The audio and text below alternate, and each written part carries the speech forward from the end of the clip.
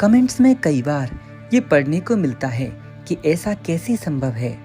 तो प्यारे मित्रों, मैंने कहा था ना, जब आप सिद्ध ऋषि मुनियों के बारे में जानेंगे, पढ़ेंगे और उनकी शक्ति को अपने आसपास अनुभव करेंगे तो आप भी उस कृपा को फील कर सकते हैं। आज भी बाबा वैसे तो ब्रह्म ही थे और ब्रह्म का कोई एक स्वरूप नहीं होता। और सच बताऊं तो आप, मैं, हम सब ब्रह्म के ही स्वरूप हैं, क्योंकि पदार्थ की सबसे सूक्ष्म अवस्था परमाणु है। वो परमाणु जो ऊर्जा का मूर्तिमान स्वरूप है, उसके अंदर इलेक्ट्रॉन, प्रोटॉन, न्यूट्रॉन होते हैं और इलेक्ट्रॉन परमाणु की कक्षाओं में चक्कर लगाते हैं। ऊर्जा से ही तो वो चलते हैं। यानी क्योंकि परमाणु ब्रह्म का स्वरूप है और दो या दो से अधिक परमाणुओं से मिलकर एक अणु बनता है और कई सारे अणुओं से मिलकर एक कण यानी पार्टिकल बनता है और उन कणों से ही पदार्थ बनता है। पदार्थ की अवस्थाएं कई प्रकार की हो सकती हैं, सॉलिड, लिक्विड और गैस। अब तो प्रयोगशालाओं में उसकी उच्च अवस्था भी आ चुकी है, लेकिन व्यवहारिक जगत में ये 3 अवस्थाएं ही हैं। और योग विज्ञान में, योग दर्शन में भी पदार्थ के स्वरूप को बदला जा सकता है, लेकिन सामान्य मनुष्य जिसकी पहुंच इतनी नहीं है। क्यों? क्योंकि वो ऐसे माहौल में ही नहीं रहा और यही कारण है कि वो इन शक्तियों से अज्ञात है। श्री देवरा बाबा सरकार कहते हैं, बच्चा, प्रत्येक मनुष्य के 2 शरीर होते हैं।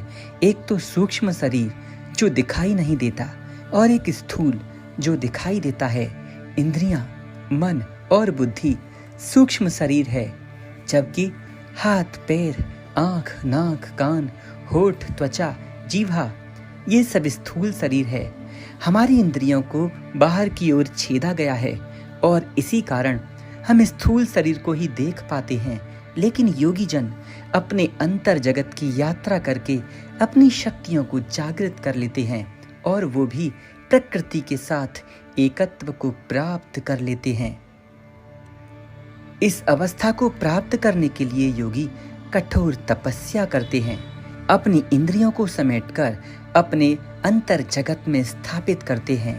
अपने अंदर एक जगह जहां हृदय चक्र में जीवात्मा वास करता है, आज्ञा चक्र में मनुष्य जा करके गुरुदेव के उपदेश को सुन और समझ सकता है। वहीं सहस्त्रार जगत में जाकर जीव और ब्रह्म एक हो जाते हैं। ऐसी अवस्था में योगी कुछ भी कर सकता है और ऐसी साधना करने वाला साधक भी महान योगी बन जाता है। लेकिन इसके लिए महती तपस्या करनी होगी।